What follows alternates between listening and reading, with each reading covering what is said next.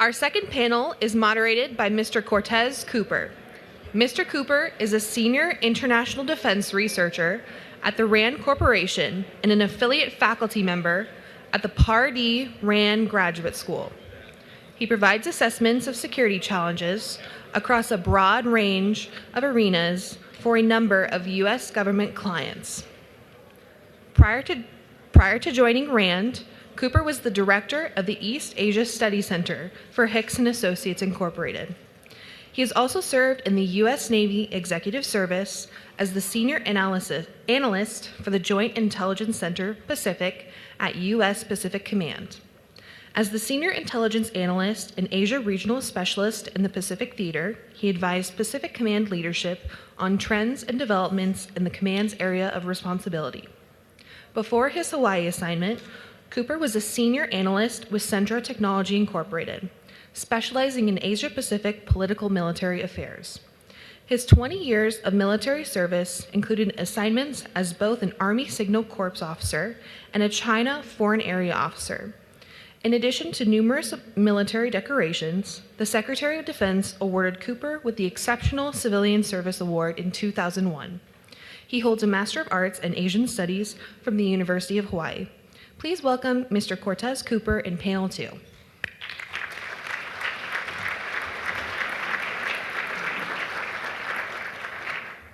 Thanks very much, and thanks to Admiral Creedy and to the rest of the STRATCOM command group, and to Governor Ricketts for those great opening comments this morning. Thanks for having me. I have tried over the past decade to attend the Deterrence Symposium, and I guess you guys are doing something right, because the date you picked has always deterred me from being able to participate. So it was with pleasure that I was asked to attend this year and to serve on this panel. Initially, I'd hoped to maybe be on this side of it and not have to do the moderator thing, because it requires actually running some technologies up here that, as a former signal officer, I am bound to break at some point in time. So we may have to go manual on the questions, but I will try to do my job and try to keep us on time. We have a smaller panel, a very high-powered one, fortunately, but smaller. So I think we should be able to manage our time and have a good dialogue, and that will be my goal to get us to that point in this. So we're looking at a focus question: U.S., Russia, China nuclear programs. Do they catalyze or douse competition? And as a employee of a federally funded research and development center, my first job is obviously to dissect any research question and to make sure that I answer some other question instead, or at least figure out a better way to ask that question, and then present more questions so that you guys will come back to me and ask for more work. But what I will do in that vein, which will hopefully be useful, will be to, in my opening comments here very briefly before I turn it over to the panel, to look at this question and to expand it a little bit, in the hopes that it will spur some questions from the audience and from others who are being streamed in, and potentially also bring out some comments from our panelists as the discussion proceeds. And the first thing is that when I look at this question, obviously you're dealing with three great powers here, and we can argue about superpower, major power, great power, but we're dealing with nuclear programs in this panel, particularly of three great powers, defined differently perhaps, but each very different in terms of their programs and policies perhaps. And so first off, obviously, we have to break them apart and see individually what these programs and policies look like and what impact they have on competition, or, and I'll get to this in a minute in reverse, what impact competition has on their programs, and then to look at how they interact and to see if there is potentially behaviors that either catalyze or douse further competition within the interaction of these separate programs. But it's really important for us to look at how Russia and China, as they consider the nuclear component of their larger deterrent and warfighting strategies, to the extent that they do, to understand how they view U.S. Policy documents that have sort of, I think, crystallized for them what they believe the United States is doing, and that's the context in which they will translate what they think our nuclear program is doing in support of that overall thing. So when we say competition more clearly in the national security strategy, national defense strategy, the Chinese potentially see that a little differently. Rival, which to us is maybe synonymous with competition, it's not really to the Chinese. It means something different. So are we increasing our rivalry behavior in a multi-domain kind of way vis-a-vis China? Or are we becoming more adversarial? Is adversary really more the way that it's being looked at, perhaps from the Russian perspective when they are defined as a revisionist power by our documents? So we have to understand how they look at this, and then how individually these programs develop and then interact. Secondly, is that it may well be that the programs don't, the nuclear programs, generally speaking, in the case of any or all of these actors, don't necessarily douse or catalyze competition. They may simply exist within the context of the competition, and may maintain the similar flavor that they have over time before, again, we as a country perhaps began to think and grapple more with what competition in the long term looks like. So I think that has to be dealt with as well. It could be that nuclear programs are, on the whole, somewhat stabilizing within a broader competition perspective, and as I think was mentioned on the first panel, perhaps more direct, changes and more adversarial relationships and more engaging competition might occur, say, in the other strategic domains, in the cyber and the space realm. Possibility, not making a judgment in that regard. And finally, the last one is, and I think perhaps the most important, and I think the panelists will get to this, is that I would look at this question in reverse, to be quite honest. I think it's probably more important to ask, does competition catalyze specific directions or changes in policies and programs in the nuclear realm for particularly these two actors that we're looking at, Russia and China. I think in the case of China, I can probably speak a little more directly to, will their perception that the U.S. is pursuing a more sort of multi-domain competition and a more adversarial relationship, will that drive them to reconsider their no first use policy? Will it drive them to consider the direction of their nuclear program in ways that give them something that they really haven't sought before, and that's the kind of operational warfighting capability. The force is particularly and especially designed over time by bureaucratic and operational and technological imperatives within China to give them the increasingly credible counter-strike capability for deterrent purposes. But will a view of the changing competition over the long term change their approach in any way? And I think that's important to ask. For Russia, I think again very different, because the nuclear component of the competition has been much more prevalent as a determinant of sort of the direction of the programs, and I think that largely there, one of the issues will be the extent to which, within the structure of the competition, we potentially in the U.S. Look away from limitations, arms control negotiations, those kind of things. What will the U.S. do that then Russia will potentially react to in this new environment? And I think that's incredibly important to consider. So hopefully those are some of the things that we can look at in the Q&A period. I'll turn to the panel now without further ado. And again, I am not going to read over their bios. I would not do them justice by summarizing them. So please do look at the bios in your packets. And with that, I will turn it over to our panel. Mr. Stolworthy. Thank you. Is this on? Can you hear me? Yes, I got it way up here. Thank you very much. My name is Ken Stolworthy, and I'm the director of the Russia Strategic Initiative. So first, I want to thank STRATCOM for inviting me out here to this. Like Cortez, I've attempted a number of times over the last few years to get out here, but this time putting me on the panel put me on the spot to get up here. So I just wanted to spend 1 minute on RSI, as we call it, for most of the folks in the room probably don't know what we are.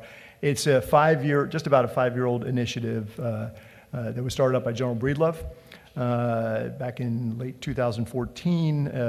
Obviously, General Breedlove, a fighter pilot, tremendous drive. He decided he wanted to have a catalyst to drive some conversations around the Department of Defense. So he started the Russia Strategic Initiative. I got there about 2 years ago, but I've been involved with it since the start.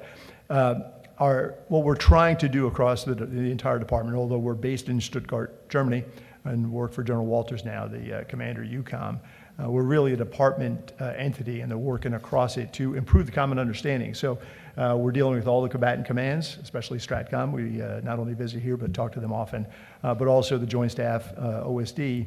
But we really have a network that expands, obviously, to the intelligence community, but then a tremendous amount of work is being done for us, and conversations led by some very good academic institutions. So some of the scholars are here today, and some of the comments I'll make I've taken liberally taken from some of the conversations I've had with some of them. So I'll try to make sure I give them credit due when I do say something. But so this initiative, again, is designed to drive a conversation, and we have those at working group levels all the way up to the 4 stars, where the combatant commanders actually get together several times a year and have discussions based on what we've lined up for them on what Russia's thinking and what are we doing about it.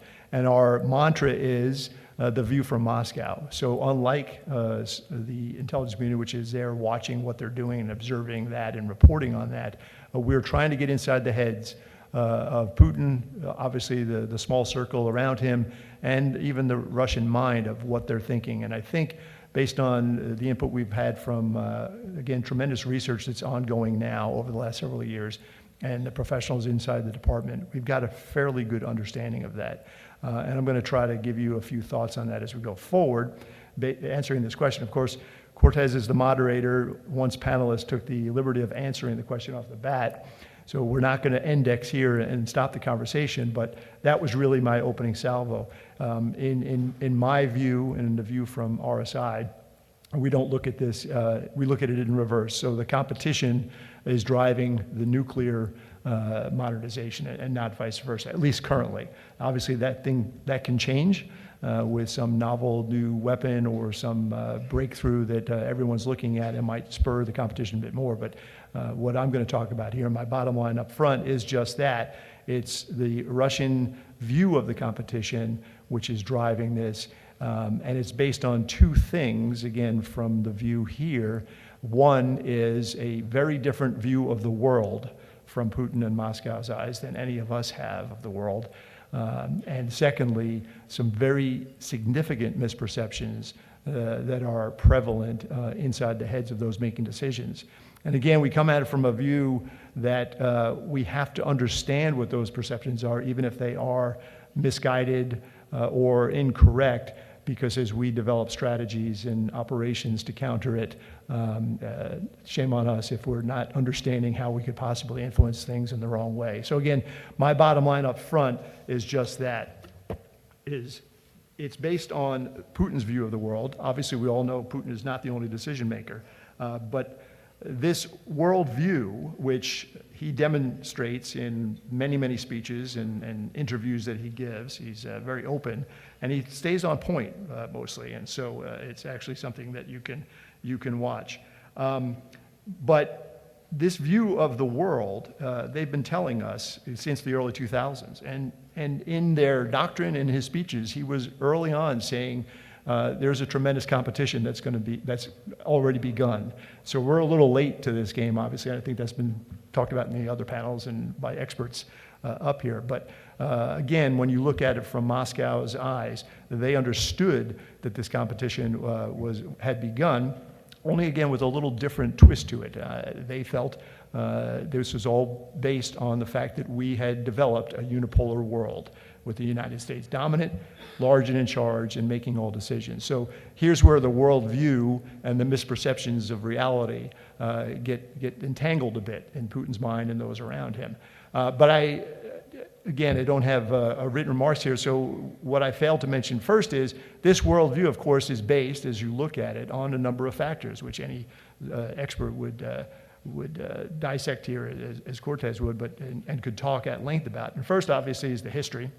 And so if that worldview is based on a history of invasions over centuries, it brings a perspective that many of us do not have, certainly here in the United States. And then, of course, the strategic culture. So again, in the Russian mindset and the culture that they've got in their in the leadership, there's a suspicion of all those around the world, and that the focus of attention is on Russia at all times, even though it might not be. So those two factors again drive this mindset and this view of the world. And again, Putin talks about that throughout it. His speeches and everything else there. But the other thing you discover as you look at it is, again, it's not all about Putin, because it's also about the systema, as it's called in Russian, the structure that he's organized around himself to drive conversations and decision-making. So when you look at that small cadre, and we all know it's not hundreds of people, it's a half a dozen or so, those are trusted agents, folks that he's known from Petersburg times and or security service brethren who, again, he understands, they understand him, and those are not people that are bringing opposite views very often on the worldview or the misperceptions to him. So it's in ways a system that he's created that's not going to lend itself to the messaging that we want or a change in attitude or direction. People often point out there's one person that actually tells Putin every once in a while, you're wrong, and that's a man by the name of Alexei Kudrin, a former Minister of Finance, who has probably smartly decided that he did not want to come back in a senior level position in government because he's not in full agreement with Mr. Putin's views. So, but that's all about economics and not about policies and structure and organization of for the future that he disagrees with and gets away with it. But again, this worldview was out there, and it really, and again, I'll try to keep my comments down from Cortez, because the overwhelming part of that view is Russia was, is, and will be a great power. And I have this view, again, is a little different than a current U.S. or Western view might be of a great power. And the fact that we would base it on economic might, political will and political leverage that you can get, and then even cultural and those things. This, again, is based on a different view of how and what a global power is.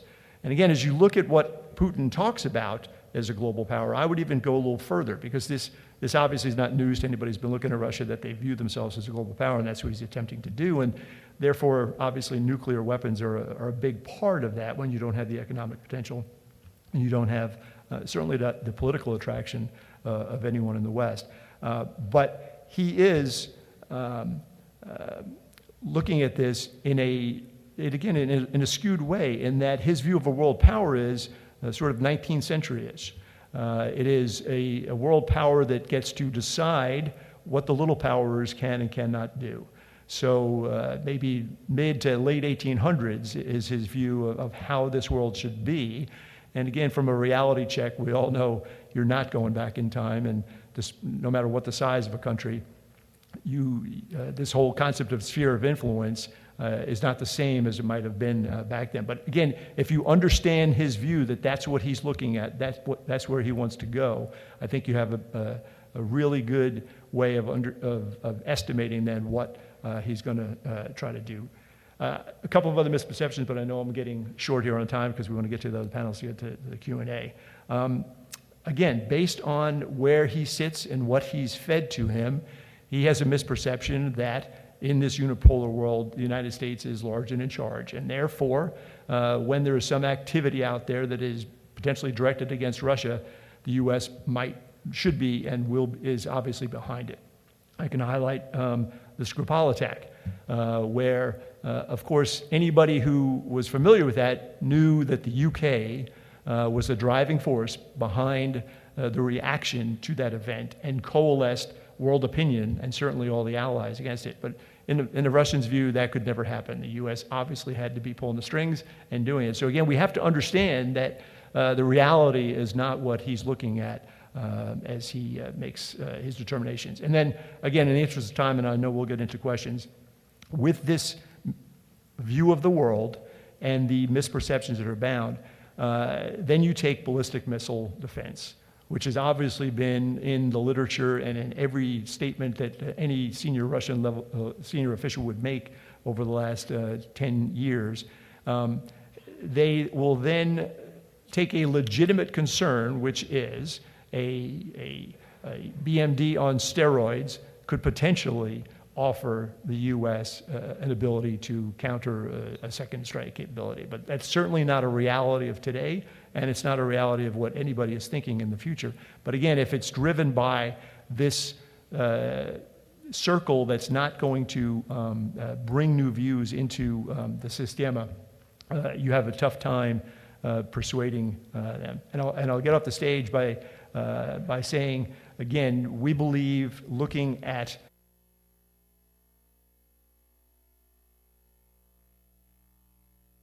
themes and consistencies in those writing is key to understanding this Russian view.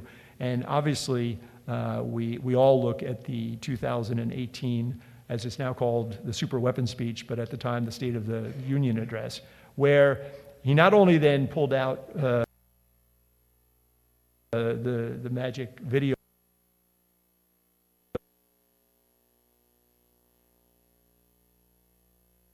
with an appeal for the conversation.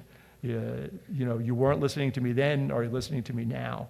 But again, from our view of Putin, that conversation begins with a one-on-one U.S.-Russia carving up spheres of influence and deciding the fate of the world in Russia's hands. So again, I'll get off the stage now to let the next speaker speak, but looking forward to the Q&A.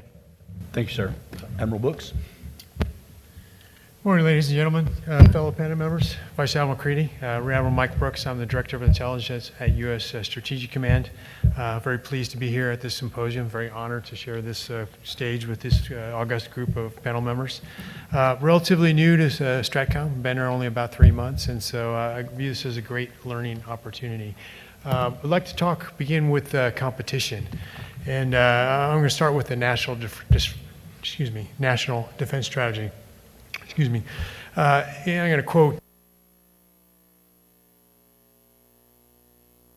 security environment characterized by overt challenges to the free and open international order and the reemergence, I'm going to stress that, the reemergence of long-term strategic competition between nations. So we colloquially refer to this as the great power competition with Russia and China. And, you know, I think many of my colleagues I think this is somewhat of a novel concept. In my opinion, it's not a novel concept. I think our adversaries are probably confused by the concept of reemergence of competition. I think they've been competing all along and that we've just not acknowledged it. We've been focused elsewhere. So, you know, when I look back to where the Soviets in the Cold War, us patting ourselves on the back and high-fiving, I think the Russians and Chinese were still planning on competing. And I look back to in 1996, seems like a very long time ago, I was a student at Naval Postgraduate School getting Fukuyama, where he talked about the end of history and the universal acceptance of Western liberal democracy as the final form of human government. Well, when I was thinking of those big thoughts, the Russians and the Chinese were thinking about how to erode the U.S.'s strategic position of dominance. Fast forward about 5 or 10 years, the U.S. is embroiled in wars against violent extremist organizations. Our adversaries still continue to seek ways and means to counter our strength. And so I think my big point is that nation states compete, it's what they do, and failure failure to pursue national self-interest and power invites significant peril for those nation states. And I think probably the national security strategy better captures the current state that we find ourselves in. And if you allow me to quote again, success, however, bred complacency. A belief emerged among many that American power would be unchallenged and self-sustaining. As we took our political, economic, and military advantages for granted, other actors steadily implemented their long-term plans to challenge America and to advance agendas opposed to the United States, our allies, and our partners. So nation states compete, whether it's sporting events, trade, conventional weaponry, or nuclear capability.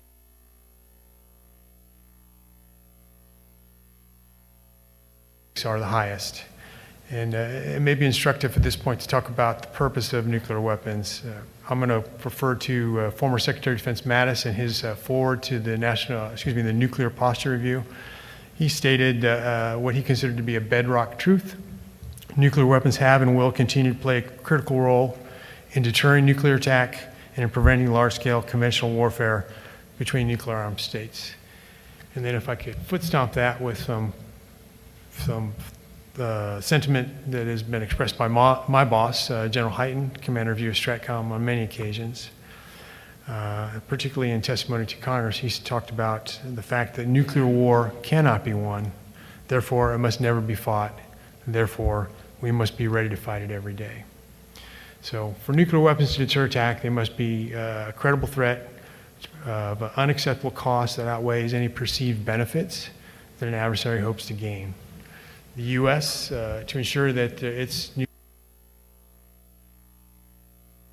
organization of it, that includes weapons, delivery platforms, and the related infrastructure.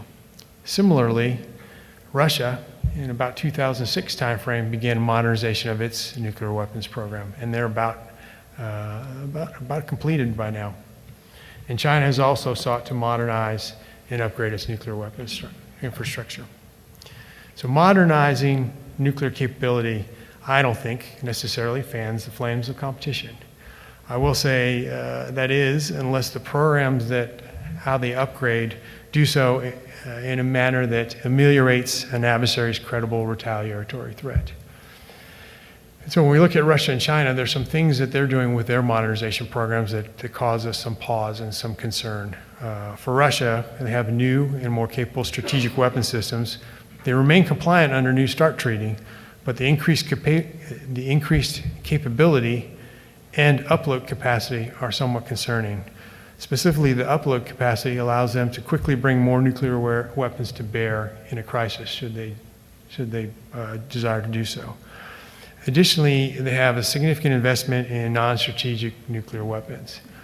I'm going to pause here and say non-strategic nuclear weapons is a little bit of a misnomer, a little bit of an oxymoron from my perspective. Anytime you use a nuclear weapon, whether it be tactical or not, it's a significant and strategic impact.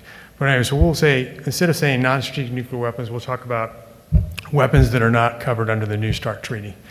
The Russians have invested significantly in them, and not only do they have a strategic impact, their capabilities, they have significant capabilities, strategic capabilities associated with those. Turning to China, China has long had a no first use policy, and yet they've doubled their nuclear arsenal in about the last decade, and they're on track to double it again in the next decade. A little bit concerning the breathtaking pace of change with regard to their arsenal. Additionally, they appear to have a disinterest, at least at this time, to submit to any arms control regime. And the final thing that I would say kind of fans the flames of competition in the nuclear realm is Russian and China's actions in cyber and space and electronic warfare that jeopardize the U.S.'s ability for indications of warning and C2 over be viewed as somewhat destabilizing and inflammatory. So given that the stakes are so high, how do you douse or at least ameliorate the potential flames of competition in the nuclear realm? Arms control treaties are an effective mechanism to manage strategic competition of this type. They can help foster transparency, aid in understanding an adversary's intentions, and engender predictability in relations. ultimately, they can reduce the risk of misunderstanding and miscalculation. But I would note that effective arms controls require at least at a minimum two things. One, or your new arms control partner is doing, and that the treaty partner is committed to upholding their end of the bargain. So I'll sum everything up by saying competition, yes, nations compete. Does the modernization of nuclear programs catalyze competition or douse it? And I think my short answer is it depends. And I don't mean to be flippant about that. Competition is going to exist. It will always exist, and the high stakes associated with nuclear competition and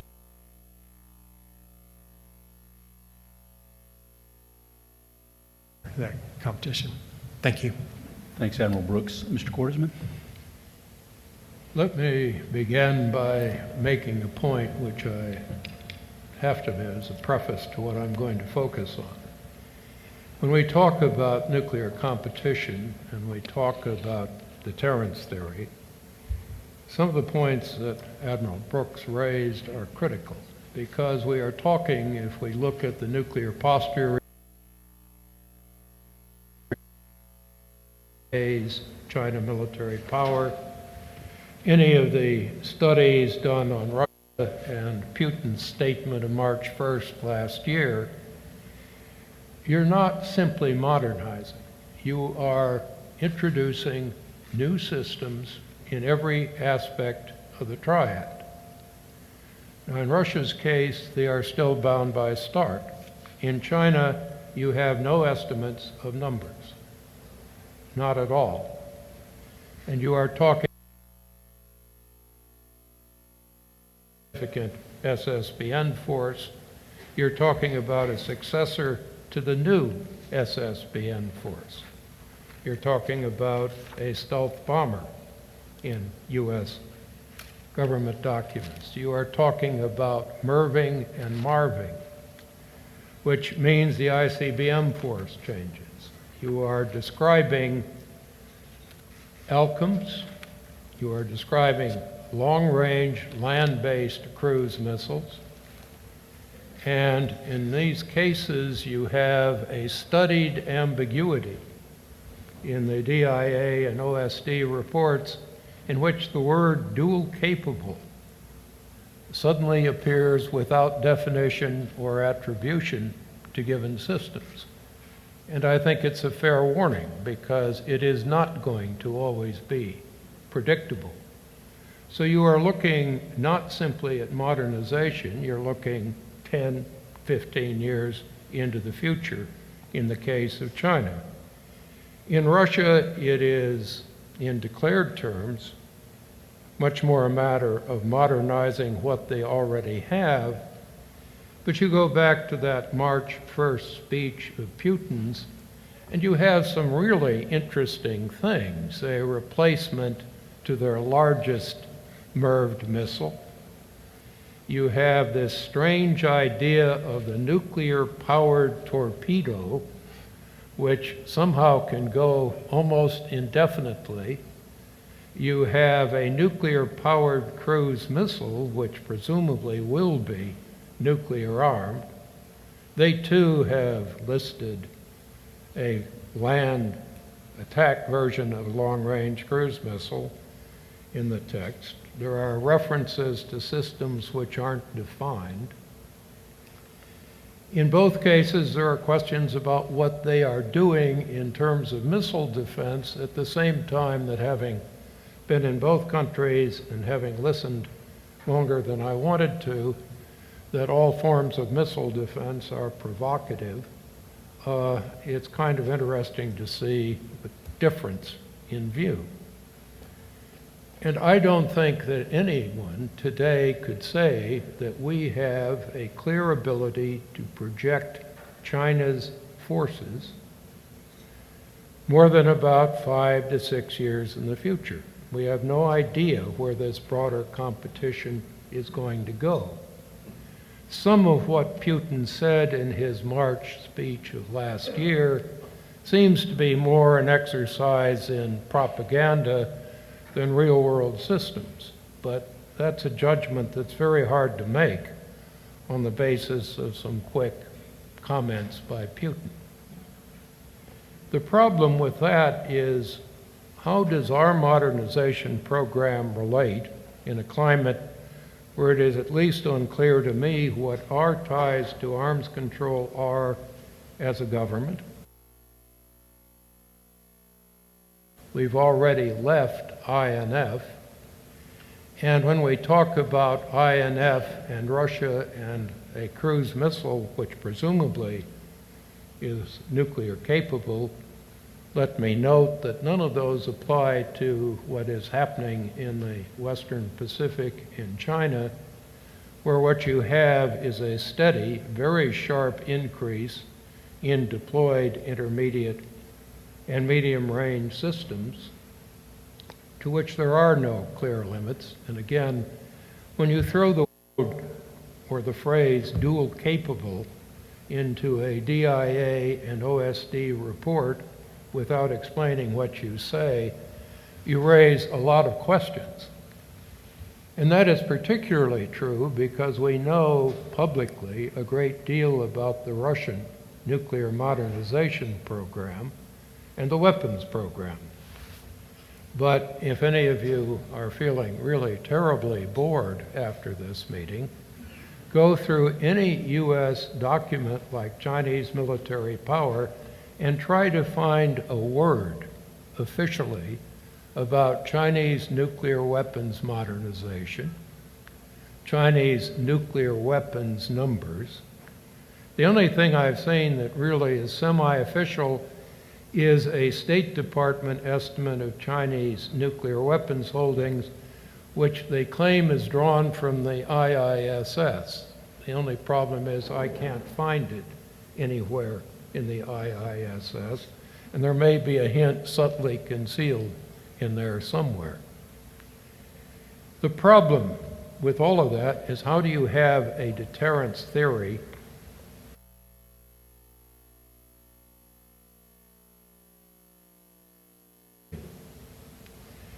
and that may exist at a different and classified level? It is certainly not something which you can apply to deterrence theory in open source materials. And yet, and now I come to the most basic point I'm going to make, I'm not quite clear how relevant deterrence theory really is. Because when I look at Chinese and Russian competition, I don't think they have any intention whatsoever of becoming engaged in nuclear conflicts. They aren't going to give us primacy. I think China will assert itself in much larger forces. But I think the competition in Russia in the gray zone is primarily in dealing with the near abroad, reasserting Russian power and influence in areas like Eastern Europe, reasserting Russia's global influence as it did successfully in Syria and is attempting to do in other parts of the Middle East in the Gulf. It is a much different Russia. Let me note that according to whatever we have by way of official estimates, the Russian defense budget, as stated, is about $42 billion. The high estimate in the IISS is $62 billion. I strongly suspect there is something. Our outlays of over $300 billion. And Putin said in his speech on the 1st of March, and I just noted, and this was one on nuclear weapons, that the collapse of Russia meant Russia, or the Soviet Union, lost 24% of its national territory, 49% of its population, 41% of its economy, 40% of its industrial potential, and 44.6% of its military potential. I'm not quite sure how you really have percent of military potential, but when the head of Russia says that, he is acknowledging a reality. The contrast in China,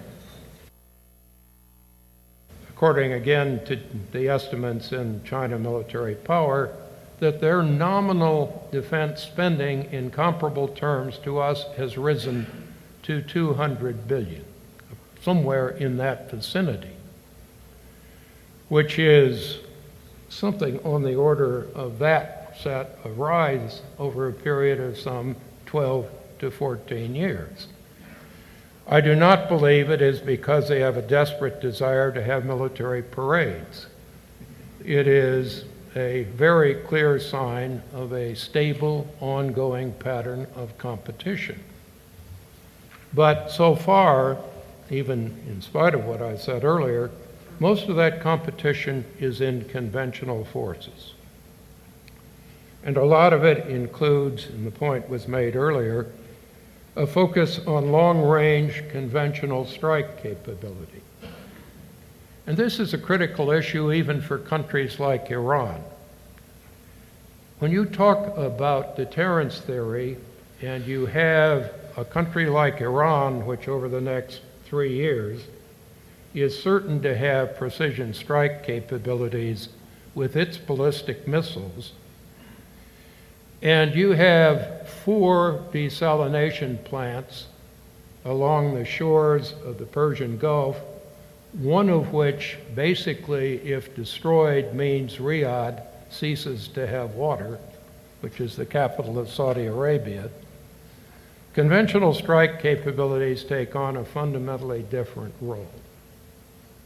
And if those systems apply as they will in Europe and the rest of the world, they certainly will in China, you have to consider what is the key system that is most likely to be used as a long-range strike system.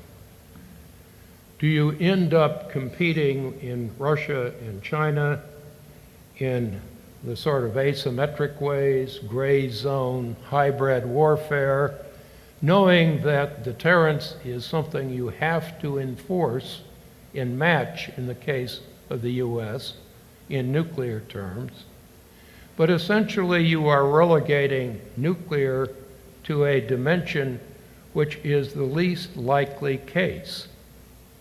And you are focusing on the assumption you can compete in influence and economic and political terms on a deeply divided, very weak form of NATO in most of the powers we've inherited from the Warsaw Pact, that you can take advantage of some of the problems the U.S. has had economically and politically in Asia, that you can establish a broader presence in the Indian Ocean and create bases in places like Djibouti, if you are Chinese.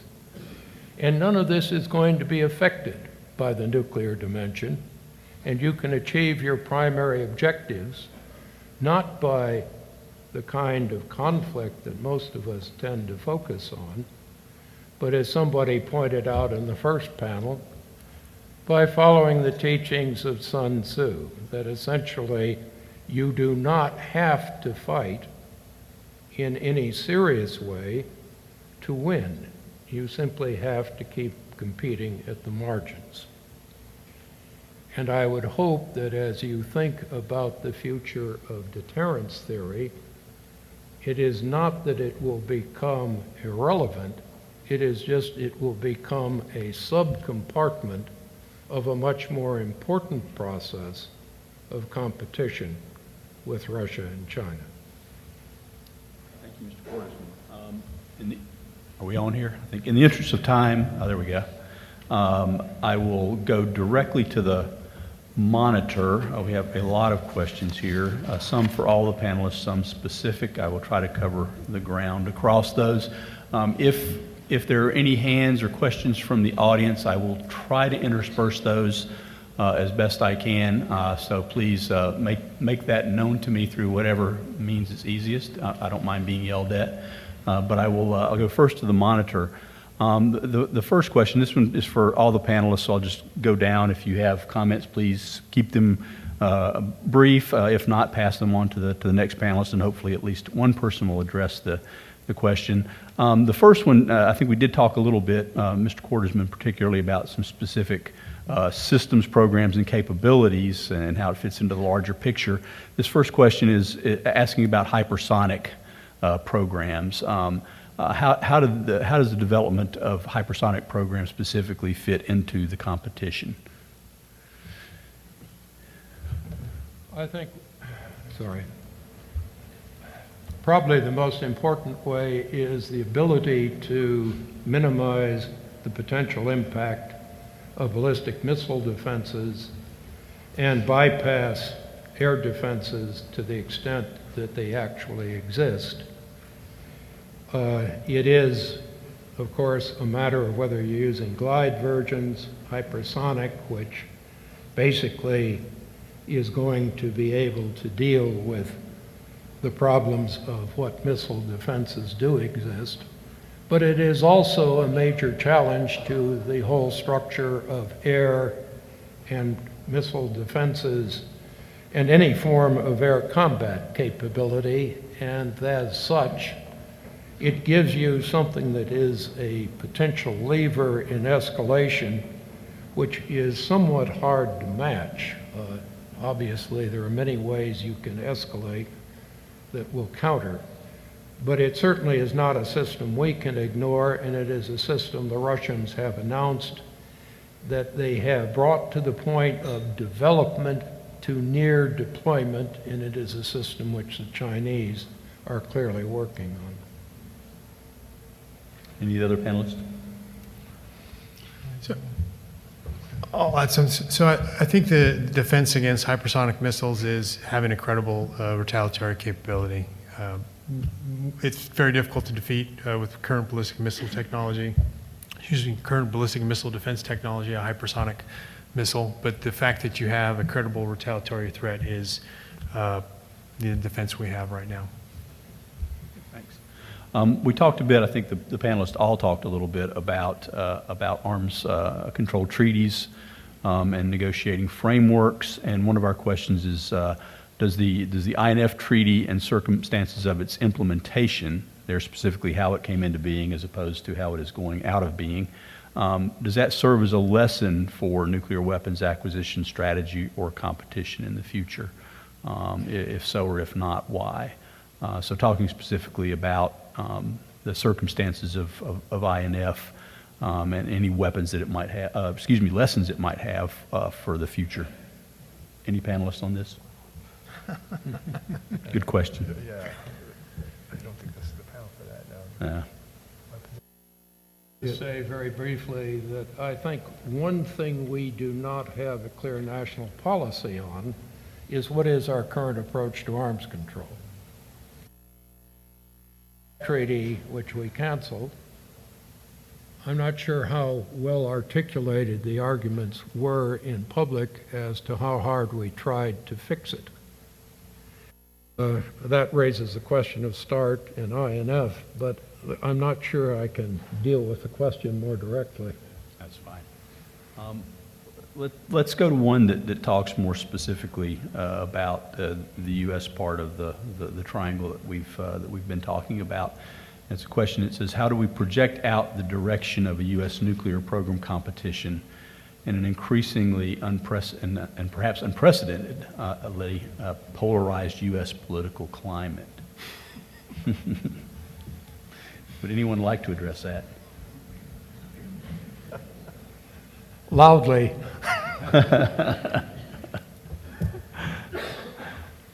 Okay, let's go to a different one then.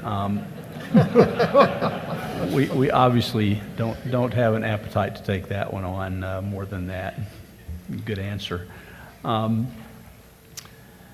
Here's one again that deals kind of, I'm trying to pick out some that deal with the sort of the triangle, if you will, similarities, differences. This one asks, do you think Russian arms limitation treaties, such as they are, impede our ability to compete with China? So we discussed that a little bit. I think that's that's a good question. So I mean, I think arms control regimes are helpful because when you talk about Russia and the two powers that have the most nuclear warheads, nuclear capability on the planet, and so if you can mitigate that competition, that's a great start. And I think the next step is to try to bring China into a similar type of arms control regime that ameliorates that competition. I think the Admiral hit on a key point, because to the extent we have a released figure, the total in the State Department document that tried to compare China to the START ceilings gave China an inventory of around 280 nuclear weapons. I don't think you see in the START constraints on the U.S. anything that somehow limits the U.S. to match that kind of force. Thank you. Any other comments on that? All right, thank you. This is one specific for Admiral Brookes. Talking about U.S. missile defense, we've talked about that a bit on the panel and how it's perceived or misperceived. But how are China and or Russia's missile defense developments catalyzing or dousing competition? I'm sorry, how are China and Russia's their missile defense developments? You know, I don't know if I can answer that knowledgeably. I mean, from my perspective, we have a ballistic missile defense. They're not particularly happy with our ballistic missile defense. They find it to be destabilizing, and yet they have employed their own. So it seems to me a little bit hypocritical. Any other?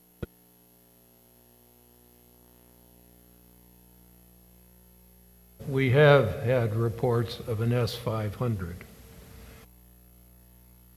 Real, you're talking about, if it exists, a major Russian ABM development effort, ballistic missile defense effort. Certainly China, in picking up technology on the S-400, has very clearly focused on missile defense.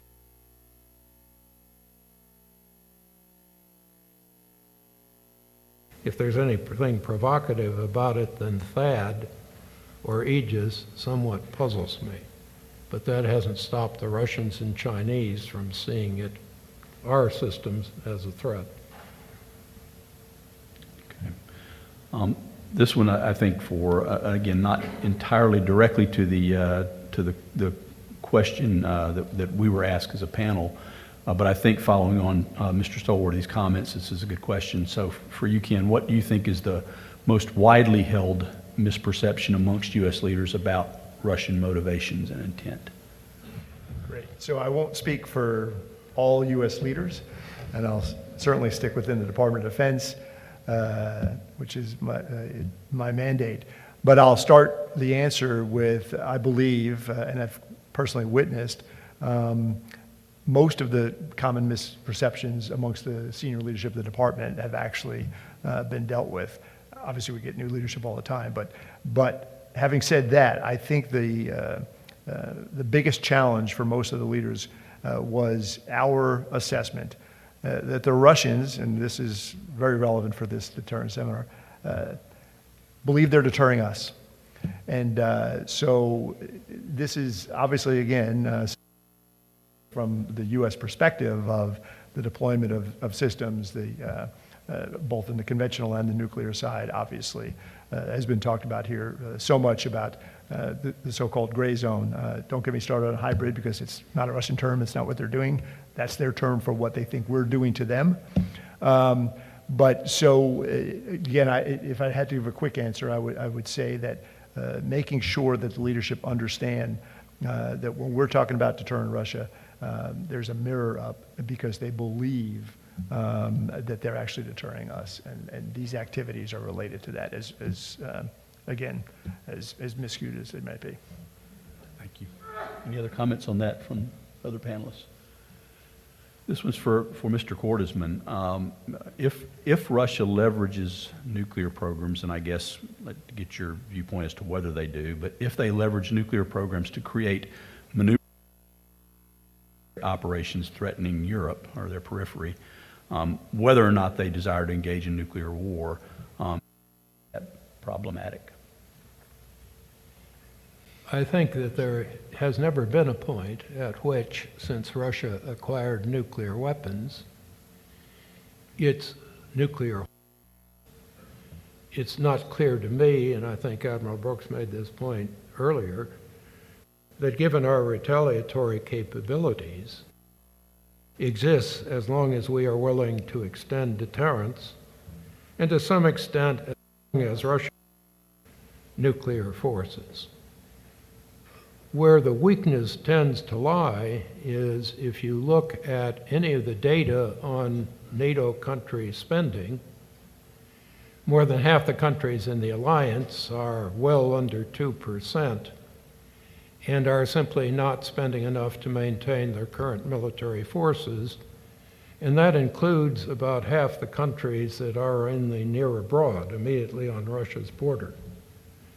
That weakness and the divisions in the alliance politically, and things like the German failure to basically modernize and develop its forces, that strikes me as something which ultimately Russia's assertion of its conventional and nuclear capabilities could present a problem if we do not get a more effective NATO response.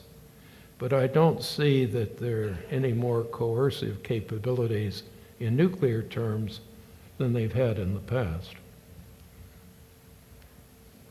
Thanks. Specific to Russia, is Russian nuclear competition, and for anyone on the panel, is Russian nuclear competition driven by, primarily driven by personality? Or is it a state-driven competition that will endure past his era? So from our view, while it's currently all about Putin, it's not about Putin. As I alluded to, this shared view and this systema that he's got around him. Of course, nothing's sure in Russia. Calamities can happen and revolutions can happen, but a transfer of authority to a new senior leader would, in our estimated, not bring about a new view on this competition, and certainly on the modernization programs. And again, all of the super weapon speech, all of those weapons are linked directly back to countering ballistic missile defense. In typical Russian fashion, it was a bit overdrive, but is also commented up here.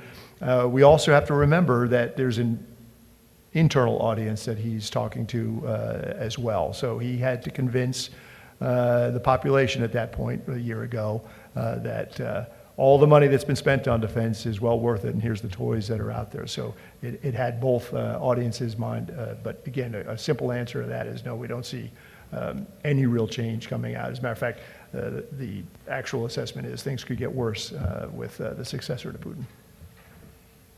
Any other comments? I think I'd agree with Mr. Stolworthy with regard to, I think Russia's competition in the nuclear realm is driven more by shortcomings in their conventional capabilities, their economy, demographics, that sort of thing. We'll take a break from the monitor real quickly. Haven't seen any from the audience. Any questions that have come up in the audience? Has anyone been passed a microphone? Over to the right. Do we have a microphone? I think there's one over here.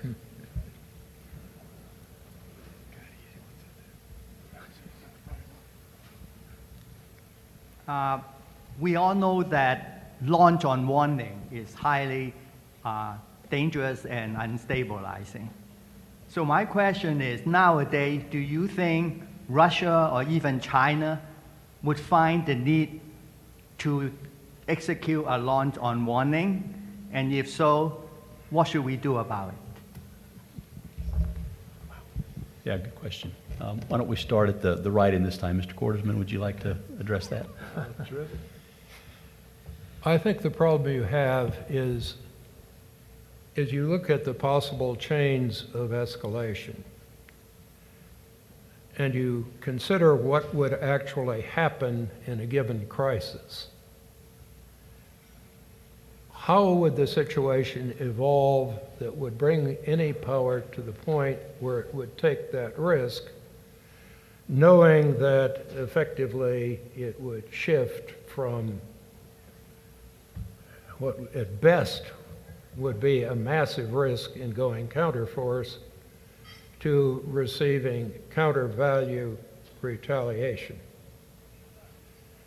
And it just is not clear to me that you are going to get anything close to launch on warning in today's world unless you have gone through a fundamental shift in the level of tension, crisis, and lower levels of conflict between one of the three sort of superpowers. And there is another aspect of launch on warning and indeed preemption that you have to consider. If you have three countries and one preempts or launches on warning at the second, and the second retaliates, guess who wins? So you are triggering a process of conflict where at least one of the two opponents ends up winning the nuclear exchange. That's a gross oversimplification in some ways, but you do have to consider that when you have a three-person game of this type, any action against one of the other players creates some rather dire consequences. Thanks. Admiral Brookes or Mr. Stolworthy? I think investment in a launch on warning capability reflects a desire to preserve an effective, credible retaliatory threat. And so I go back to arms control regimes to be able to foster transparency and engender predictability in relations and understanding to be able to mitigate that. That's good, and it segues to a question that, or at least to a thread that's running through several questions that we've had. We talked a bit about sort of a incredibly, likely post-INF world, but what would a post-START world look like? How does that impact nuclear programs and policies and the triumvirate we're talking about and the competition between them?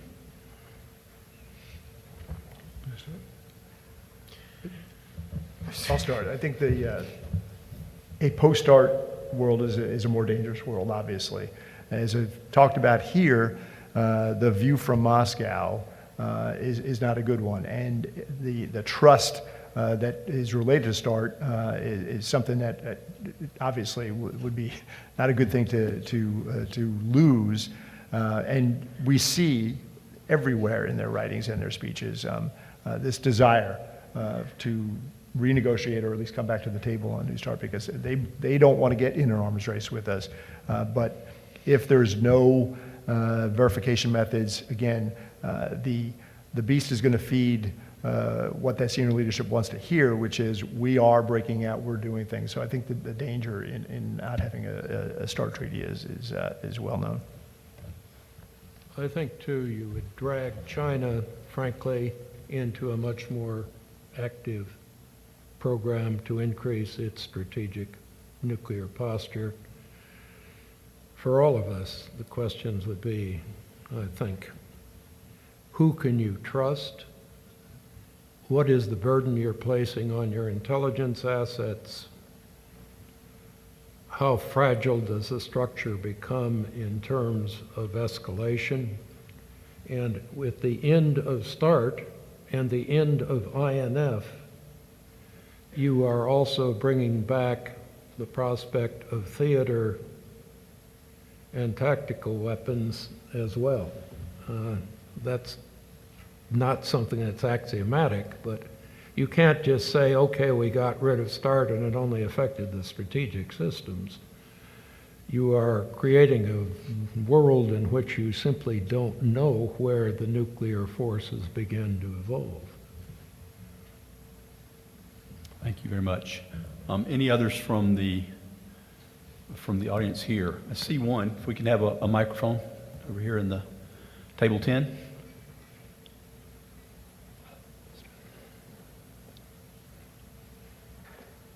Thank you. Yes? Great. So look, thank you to all the panel members for these terrific insights. I'd like you to flip this around in terms of who's deterring whom to the context of to what extent do you think that Russia and China are able to sustain an effective level of deterrence against the, in a sense, US-centered alliance structures that allow them to have greater freedom of action in relation to particular objectives, especially in their either near abroad or near maritime approaches. And I think in the context of China, a Taiwan contingency, or with Russia, Ukraine. Yeah, can you clarify just a little bit on that one? I think we had a... So to the extent that they are able to sustain sufficient capability to, in a sense, remove, or in a sense, to give themselves freedom of movement, freedom of action, because they would calculate that the US may not respond in particular ways which may elevate the risk of moving any potential second order events into a nuclear domain. So building nuclear capabilities that increase not just overall sort of general strategic deterrence, but deter U.S. response to regional contingencies exactly. or crises. Yeah. Panelists? So I think with regard to Russia, that's what we're talking about when we say non-strategic nuclear weapons, my favorite term. I think they're seeking to find that there's a binary. You use nuclear weapons or you don't use nuclear weapons, and they're filling that gap in between with non-strategic nuclear weapons. And the concern is with China's modernization, are they seeking that same sort of capability? Certainly, Mr. Cordesman talked about how they're investing in theater, strategic kind of strike capability, and so that would be the concern we have with China as well. I think you have to be very careful here, though, because I don't see that the United States has backed away in any sense. If you ask me, where do the problems lie today in the case of Russia, the problems aren't so much a matter of the nuclear balance, they're a matter of the conventional balance, and particularly the fact that individual states in Europe have such radically different approaches to defense funding, maintaining readiness, and actually carrying out their NATO goals. And I think one tends to pick on Germany simply because it was the anchor. It is also one of the most critical cases in terms of Russia's ability to intimidate. Extended deterrence does depend on being able to shield a strategic partner which has made a serious effort to link itself to a successful structure of defense. In China's case, it's a little difficult to me to see how this applies to Southeast Asia, South Korea, or Japan, to the struggle we're having with the second island chain. All of these are areas of conventional focus in China's military buildup. It is certainly true that if we were thinking of using nuclear options against them, their having more nuclear options in a theater against us might be relevant, but I've never seen any indication whatsoever that our approach to trying to contain or compete with China somehow is something where we're trying to extend our nuclear capabilities. Once again, however, I think just judging from your accent, if you consider the coherence of the ASEAN alliance or the ability of Japan to cooperate with Korea, we may have a few problems out there that don't have much to do with nuclear weapons. Ken, did you have anything to add to I was that? just going to say, in my viewpoint, I don't think nuclear deterrence is part of the calculus in Moscow about the near abroad.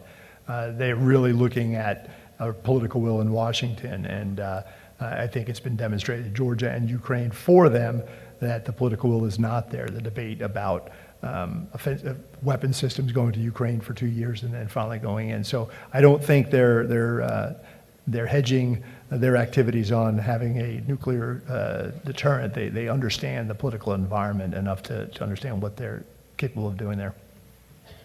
Yeah, I guess just seizing a little bit of the prerogative of the moderator here. I'd say on China, it's a good question. I think on the case of China, you know, one of the problems with, as I think Mr. Cordesman brought up, the dual use, you know, nature of certain systems. You know, from our perspective, very destabilizing. Perhaps from the Chinese perspective, very stabilizing.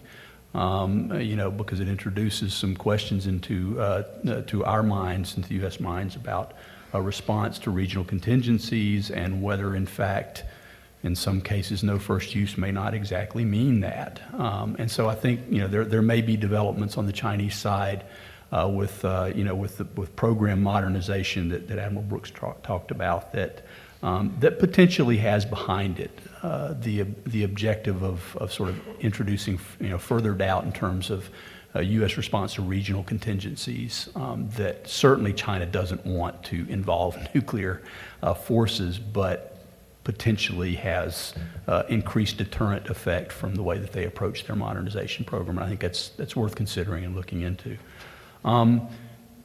Running a little short on time, but I think we can tackle one or two more. This is an interesting one, and again, I don't know if the right panel to tackle it, but I'm going to throw it out there because we haven't really talked about emerging technologies much, or at least those that are looking perhaps way out in the future, as Xi Jinping likes to do as he looks toward his world-class military and beyond 2035 out to 2050. But how does the willingness and I guess focus on integrating emerging technologies, machine learning, AI, et cetera, differ in terms of U.S. and China, U.S., China, and Russia approaches to nuclear modernization? And is there any impact to that, or do you foresee any impact of that on deterrence and competition? Any panelists want to tackle that one? Okay, I'll start off. That was a long question, so I probably got lost somewhere in there, but I'll attack it just from, again, the Russian view of not only AI, but future technologies. They're obviously very, very concerned. Despite the super weapons speech, there's ample evidence that says it's not a matter of Russian science. They're still there. They understand theory. They can do it. It's the manufacturing and the processes.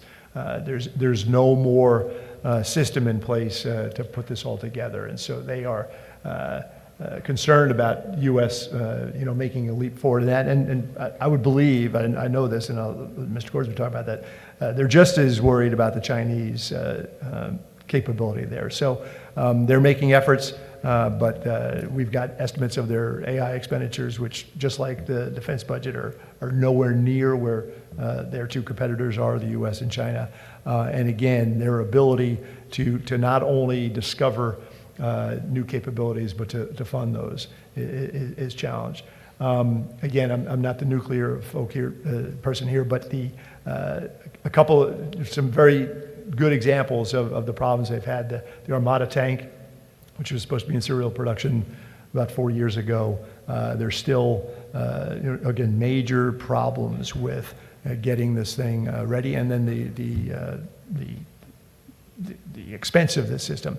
They're fifth-generation fighters, which again were deployed in this area, but not actually fifth-generation time. So I think the concern is there, and it's going to drive again the misperception that again our quest for new capabilities is all directed at them.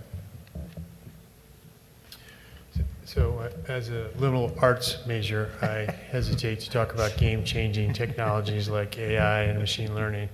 I'm just going to revert back to the idea that if there is game-changing technology that impacts an adversary's ability to provide an effective retaliatory capability, then that's destabilizing and that fans the flames of nuclear competition. Well, you also have to look at some obvious areas in the military. One is encryption and decryption.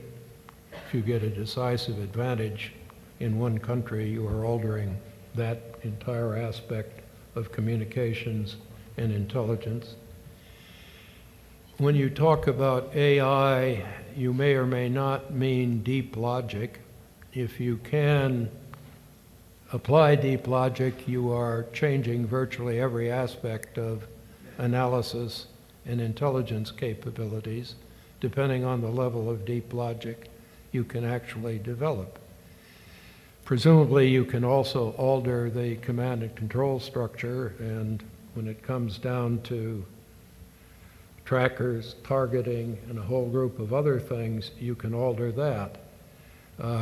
Whether you would physically reduce, and I think this would probably be the case, almost every avionics and electronics package in the military very sharply and increase portability and the ability to apply smart guidance systems in different ways. Again, the potential is there, but these are remarkably fuzzy terms. And if we get another question like this, I'm going to make a reference to quantum computing, and whoever asks the question gets what they deserve. I was going to make the point that nobody yet mentions, Skynet or Terminator in answering this question. So I think that is a first, at least in terms of my participation. Actually, we've come to lunchtime now. I've successfully managed to avoid asking any of the questions on politics or religion that popped up on the screen. So at this time, we'll break for lunch, and I'd ask you to join me, please, in thanking our panelists.